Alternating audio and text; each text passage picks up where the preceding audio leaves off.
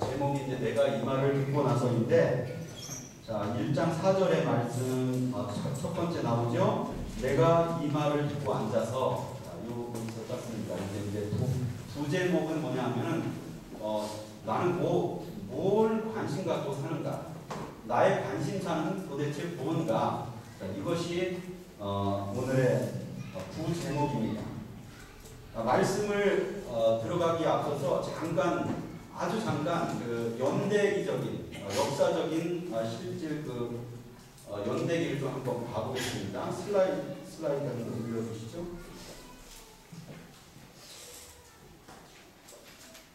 네.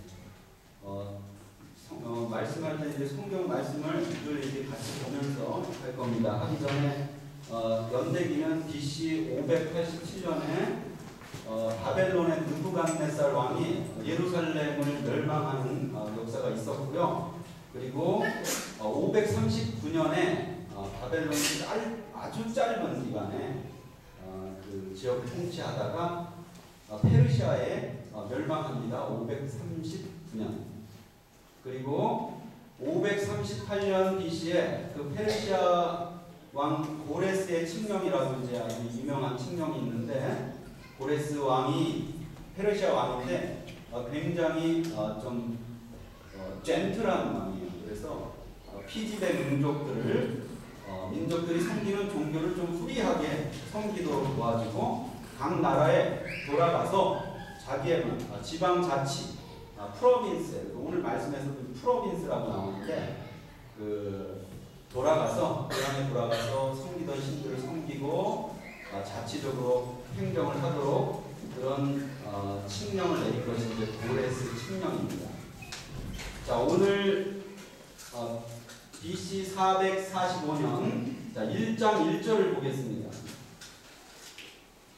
1장 1절을 보면은 하가랴의 아들 느헤미야의 말이라고 했습니다. 아닥사스 왕 20년이라고 그랬는데 히브리 달력으로는 3월 정도가 되고요. 아닥사스 왕 20년을 보면 이제 BC 445년입니다. 그때에 유다 민족들도 4번에 걸쳐서 자기 민족 바벨론 땅에서 이제 유다로 귀환을 하게 됩니다. 자, 오늘 등장하는 느헤미야서 말씀을 읽었습니다. 느헤미야는 누구인가? 자, 느헤미야는 1장 11절 보겠습니다. 11절 후반절에 느헤미야서는 자서전적인 책이에요. 그래서 다 나를 내가 그때 나는 술관원이 되었습니다. 이렇게 되어 있어요. 슬라이드 옮겨주세요. 말씀은 자기 성경을 보세요. 말씀은 이제 여기 스크린으로 하지 마시고 자기 성경을 보고 읽어보겠습니다. 1장 11절 후반절에 보면은 그때 내가 왕의 술관원이 되었다 그랬습니다. 자, 술관원은 우리 창세기에 요셉의 이야기도 나오죠. 고위 관력 공무원이에요. 그래서 요셉하고 같이 깜방에 살았던 그 두 고위 공무원이 한 명은 술 맡았던 관원장이었고, 파라오, 이집트 파라오 옆에서 힘센 그 신임을 얻는 그 옆에서 늘 일했던 그 고급 공무원이 뭐냐면 이 술 맡은 관원이에요. 이 느헤미야 선배님이 바로 그런 고위직 공무원이었어요. 헤로도투스의 역사설에서도요, 이집트의 바로 왕들은 그 술 맡은 관원 그 공무원 세울 때 자기가 가장 신뢰할 수 있는 사람의 친인척이나 뭐 이런 그 사람들을 세웠어요.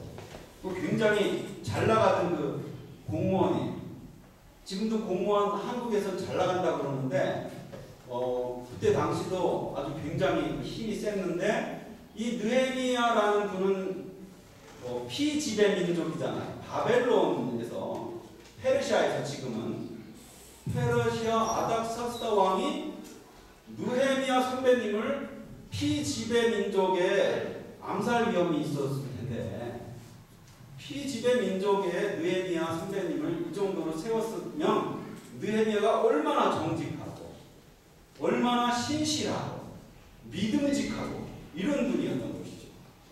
이분이 느헤미야 하면은 우리 이제 성경에서는 무너진 성벽을 건축하는 그 건축가, 행정가, 그리고 에스라가 하나님의 말씀을, 성경을 가르치는 성경 선생님이었다면 당시에 그 느헤미야는 왼팔, 자, 에스라가 오른팔이고 느헤미야는 왼팔이에요.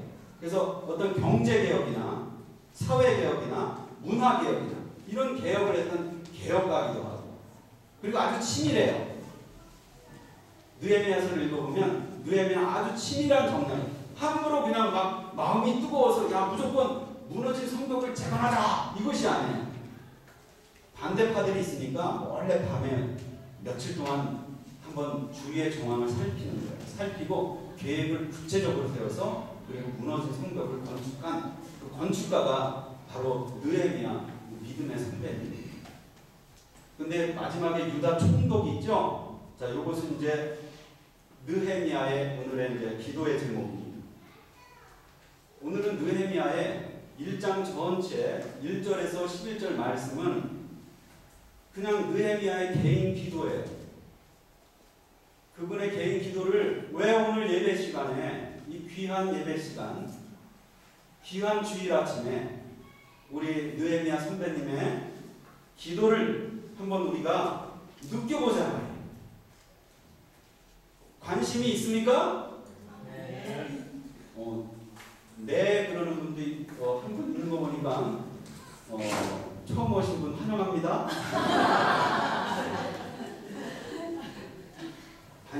관심이 다르죠? 우리 한번 그 하나님의 자녀로서 백성으로서 우리의 관심이 어디 있는가 한번 퀘스천을 한번 오늘 말씀을 통해서 던져보고 싶었어요. 남녀 관심이 다르잖아요. 남자와 여자. 우리 그 형제들은 이게 쇼핑센터 가면 문을 여는 순간 이게 그 어깨가 빳빳해지잖아요. 관심이 별로 없으니까. 제가 그래요. 그 형제들이 뭐 이렇게 챔피언 리그에서 뭐 그 첼시가 이겼더니 뭐 맨체스터가 이겼더니 우리 자매분들은 뭐 별로 관심이 없이 귀에 안 들어오잖아요. 그죠? 관심이 다르니까. 세대의 관심도 다르잖아. 20대 우리 후배들은 지금 이제 취업하고 어떠한 미래를 설계할 것인가, 어떤 기업에 대한 정보라든지 어떤 글로벌 트렌드에 대한 정보가 들어오면 혹하잖아요. 친구들이 얘기해도 좀 이게 혹하고, 어떤 미디어를 봐도 그런데 혹하고.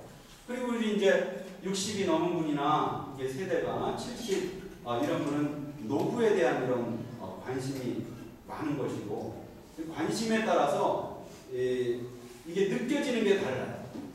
관심이 없으면 이 귀가 안 가고 마음이 안 가고 눈이 안 가고 뭐 이렇게 큰 소리가 옆에서 들려도 내 마음에 잘 안 들리는 거예요. 관심이. 오늘 하나님께서 하나님의 자녀로 또 어떻게 오늘 하나님을 예배하는 예배에 오셨는지 모르겠지만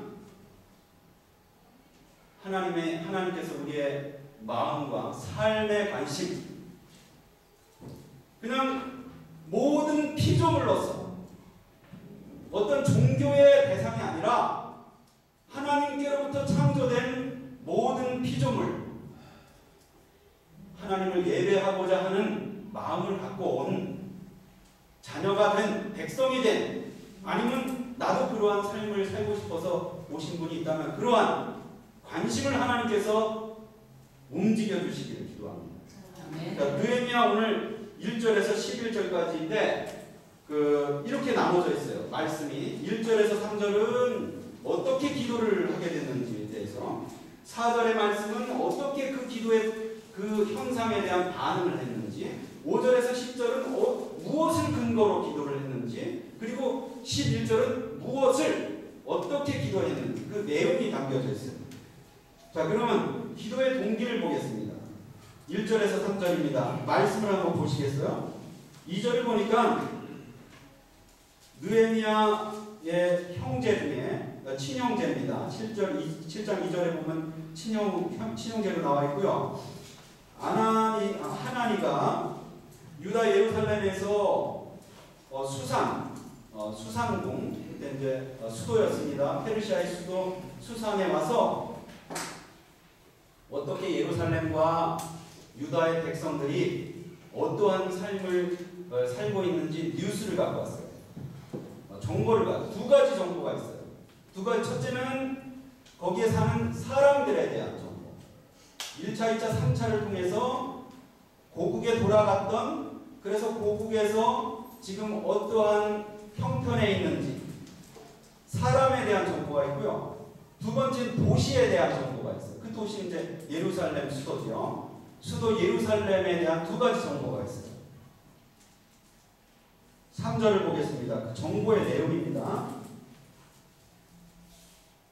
저희가 내게 이르되, 그래서 와서 느헤미야가 묻는 거예요. 유다 사람들 어떻게 사니? 예루살렘 어떠니? 고향을 떠나서 타지에서 이렇게 공무원 생활을 하고 있으니까 관심이 있을 거 아니에요. 자기 사람에 대해서, 사람들에 대해서. 그 동생한테 물으니까 3절에 이런 대답을 합니다. 사로잡힘을 면하고 남은 자, 사람이죠. 그 도에서, 그 도라는 것이 프로빈스, 예루살렘 도입니다. 왜냐하면 페르시아의 속국이었기 때문에, 거대한 페르시아의 하나의 그냥 지방에 불과했기 때문에 그 지방에 사는 사람들은 환난을 만나고, 큰 환난을 만나고 능욕을 받았다고 했어요. 큰 환난. 환난은 이제 굉장히 어려운 상태, 좀 치욕을 받는 능욕은 알잖아요. 이 불명예스러운 취급을 받고 어려움 가운데 처해 있는, 큰 어려움 가운데 있다는 거예요. 포로돼서 돌아갔던 유다 백성들이 그러한 삶을 살고 있어요. 그리고 예루살렘 꼴은 어떻게 됐냐면, 예루살렘 꼴은 성은 성벽입니다. 영어 성경에는 월도 나와 있으니까 예루살렘 성벽은 다 깨졌고요. 그리고 문들은 다 탔어요. 이런 소문을 듣습니다. 이런 뉴스를 동생에게서 듣습니다. 4절을 보겠습니다. 느헤미야의 반응입니다. 4절 말씀, 오늘 제가 함께 보고자 하는 말씀을 4절로 잡았으니까 4절 말씀을 다 함께 말씀을 한 소리로 한번 읽어보겠습니다. 4절 시작. 내가 이 말을 듣고 앉아서 울고 슬리만 슬퍼하며 하늘의 하나님 앞에 금식하며 기도하여. 이 느헤미야의 반응이에요. 남의 나라지만 공무원 정도 되면 편하잖아요. 부러울 거 없잖아요. 고위 공무원 정도 되면 나와 내 식구 이 정도 잘 먹고 잘 살 수 있잖아요. 원래 이렇게 70년간 바벨론의 포로 생활을 했고, 느부갓네살 왕에 의해서 예루살렘은 벌써 폐허가 된 지 오래고, 그냥 마음과 귀에 스쳐 지나갈 수 있잖아. 그런데 우리 느헤미야 선배께서는 그것을 듣고 슬펐어요. 그래서 수일 동안 슬퍼갖고 금식을 하면서 기도했어요. 고위 공무원이 그러면 안 되잖아요. 그것도 술 맡은 관원장은 늘 이렇게 정치적 모임이 있기 때문에 그 왕의 술을 이렇게 항상 맛보고, 그 고위 관료와 왕들 회의 있을 때 먼저 그것을 드리는 그러한 직무를 했기 때문에 이 얼굴 눈치가 조금이라도 찌그러지면 굉장히 왕이 불안하죠. 절대로 그 자기 감정 컨트롤을 잘 하고, 이러한 사람 직분이 바로 이제 술 맡은 관원장이라는 공식 그때 직책인데, 그 슬픔을 이길 수가 없었어요.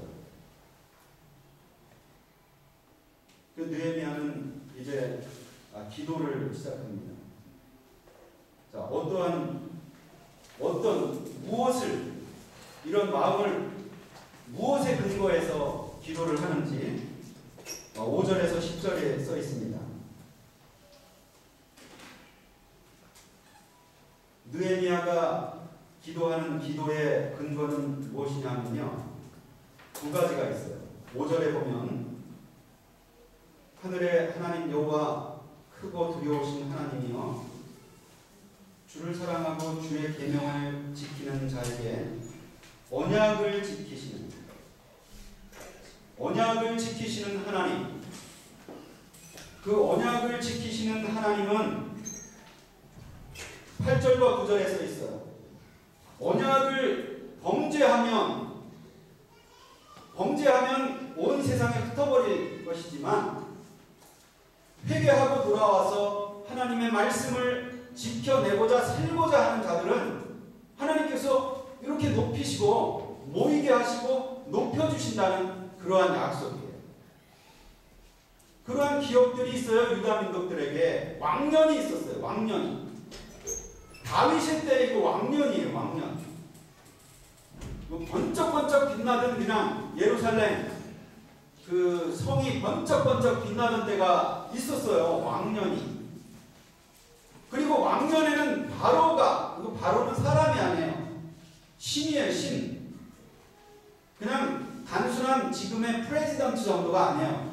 그래서 신이 되고자 하는 신의 건물들이나 건축물들이 그 신적인 위치에 있는 그 모든 신들을 멸하시고 유다 그 삐제제한 노예 백성을 그 이집트에서 끌어내서 무엇으로? 여기 보니까 권능으로 끊어내신 그런 왕년이 있었어요. 이것이 유다 백성들이에요. 이것이 하나님의 백성들이에요. 그 하나님, 말씀을 지키시는 하나님, 이 믿음과 이 신뢰가 에서 기도가 나오는 거예요. 그리고 그 하나님은 긍휼을 베푸시는 주여 간구합니다. 우리 하나님은 목석이 아니세요. 이게 사람이 밑에서 위로 만든 그러한 종교의 대상이 아니기 때문에 하나님은 우리 피조물들, 특별히 하나님의 형상대로 창조한 우리 영혼을 가진 존재, 이 자녀와 같은 존재로 우리를 성경에 표현해 주시잖아요. 그래서 회개하고 돌아오는 자들에게는 얼마든지 받아주신 긍휼이 풍성하신 하나님, 이 믿음이 있어야 기도가 나오는 거예요. 느헤미야는 그러한 믿음이 있었어요. 그러한 믿음이 있으니까 두 가지 기도를 하는 거예요. 첫 번째는 회개 기도를 하는 거예요. 회개. 6절 말씀입니다. 그 하나님에 대한 신뢰와 믿음을 근거로 이제 이스라엘 자손의 주 앞에 범죄함을 자복합니다. 주는 귀를 기울이시며 눈을 여시사 종의 기도를 들으시옵소서. 나와 나의 아비집이 범죄했습니다. 악했습니다.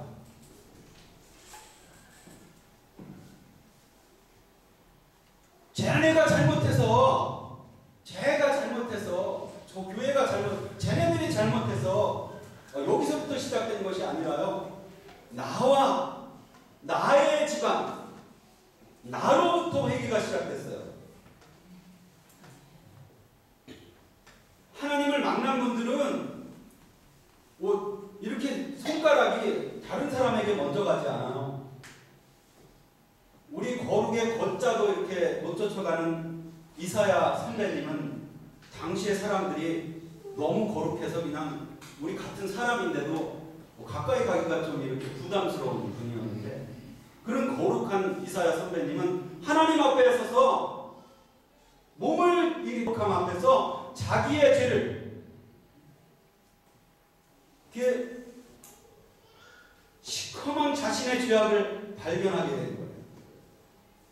우리 베드로 선배님은 얼마나 좀 단순합니다. 우린 지금 뭐 이렇게 정보도 많고 보는 것도 많고 듣는 거 많아서 굉장히 복잡한데 우리 어부 출신 선배님이신 베드로는 굉장히 단순한 분이에요. 생활이 단순했어요. 그냥 고기하고 맨날 노는데 뭐 이렇게 뭐 싸울 일이 있겠어요. 이 베드로 선배님이 우리 주 예수님을 처음 만났을 때 처음 한 고백이 그거였어요. 주여 나를 떠나서서 나는 죄인입니다. 이것이 주님을 만난 모든 인생의 죄인들의 최초의 고백인 것이에요. 느헤미야께서도 이렇게 말씀하는 거예요. 내가 자복합니다. 내가 자복합니다. 여기서부터 기도가 나오기 시작한 거예요. 그리고 나의 이웃의 죄, 나의 민족의 죄, 그것이 막 쏟아져 나오는 거예요. 그리고 기도가 점점 구체적이 되어가는 거예요. 11절 후반절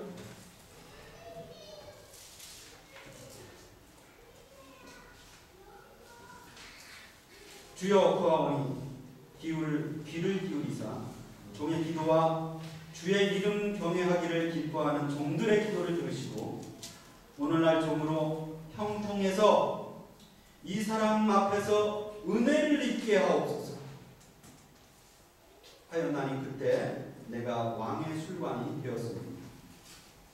이 사람들 앞에서 은혜를 입게 하옵소서. 구체적인 기도 제목이에요. 왜? 하나님께서 아닥사스다 왕의 마음을 움직이셔야 되니까. 그래서 2장부터 이제 하나님께서 그 기도를 들으시고 아닥사스다 왕의 마음을 움직이셔서 성벽을 재건할 수 있는 재원도 주시고요. 돈도 주시고 목재 재료도 주시고 그 왕의 마음을 움직이셔서 부탁을 들어줘요. 느헤미야의 기도를 들으시고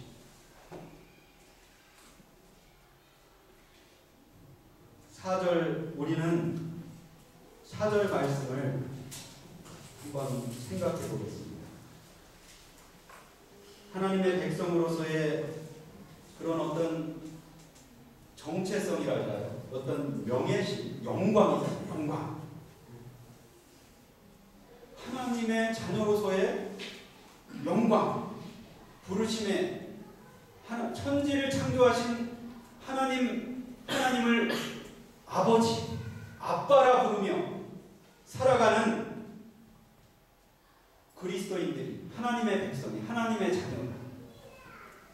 그러한 영광된 삶을 살고 있는가? 그러한 삶을 내가 살아내고 있는가? 내가 하나님의 영광이 되고 있는가?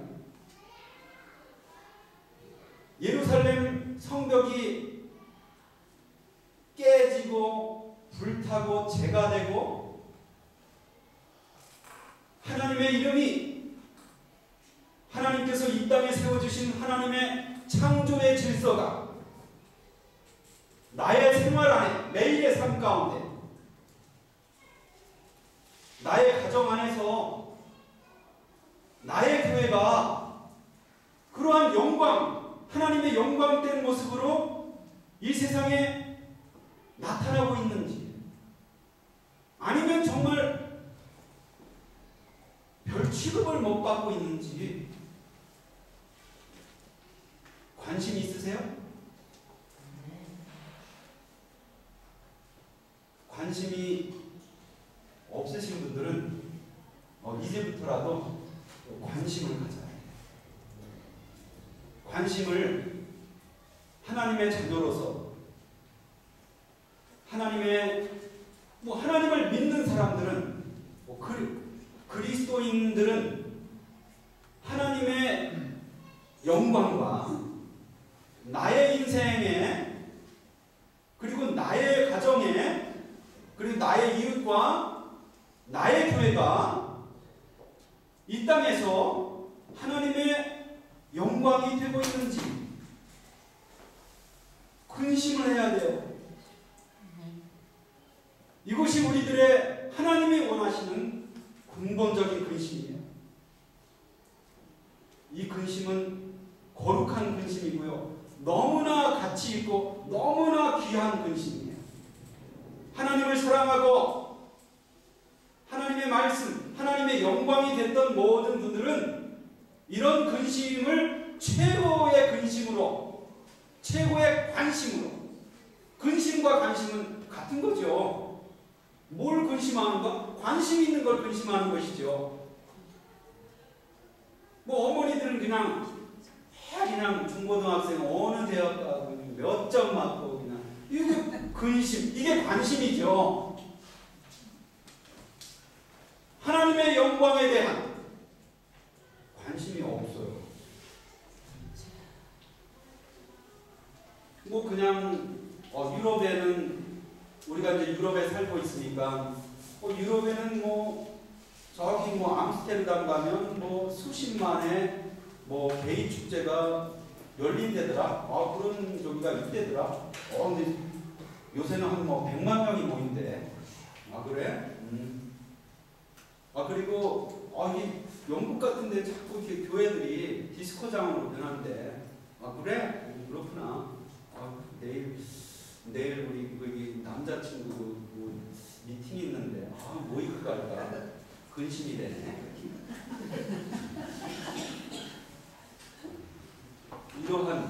이러한 관심과 근심으로 살아가고 있지는 않는지, 나의 근심과 나의 관심의 수준이 이런 정도의 근심과 관심으로 살아가고 있는지, 하나님의 영광에 대한 관심이 내 인생을 통해서 뭐 내 의지는 아니지만 어떻게 세상에 떨어져 나왔는데 나의 의지와 관심과는 상관없이 어떻게 나오게 됐는데, 이 세상에 떨어졌는데, 그러나 하나님은 나를 향한 깊은 관심과 깊은 근심 가운데 깊이 관여를 하고 노크를 하시고, 그냥 우리 하나님은 이렇게 강압적으로 푸시는 안 하시는 분이라 자꾸 노크는 하셔요. 이렇게 자꾸 인격적으로. 왜? 너를 아니까, 이거 어떠한 성격과 어떻게 고집이 센지 아니까 계속 노크를 하고 인격적으로 열어주기로 하죠. 여는 순간 하나님은 큰 하나님의 임재와 감격을 누리게 해주시는 거예요. 느헤미가 그 소식을 듣고 우리보다 잘 먹고 잘 살고 좋은 직장을 가지고 있고 우리와 같은 그런 직장 생활 하시는 분이 이러한 뭐 굉장히 특별한 분이 아니에요. 그냥 공무원 중에 조금 잘 나가던 공무원이신 것이죠. 그런 분이 어떻게 이런 하나님의 영광에 대한 근심 가운데 울면서 무릎을 꿇고 금식까지 해가면서 기도를 할 수 있는 그러한 마음은 어디서 온 것이냐 말이죠. 그분만 특별한 것이냐 이거예요. 하나님의 자녀로, 하나님의 백성이에요. 내가 하나님의 자녀예요. 하나님을 하나님이라고 부르며 내가 찬양을 하고 기뻐하고 눈물을 흘려요.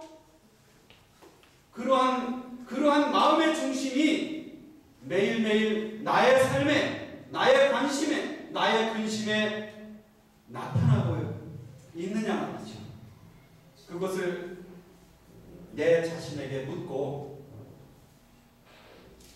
나로부터 정말 하나님께서 성경을 통해서 나의 행복과 나의 영광과 하나님의 영광과 교회의 영광과 그 영광을 위해서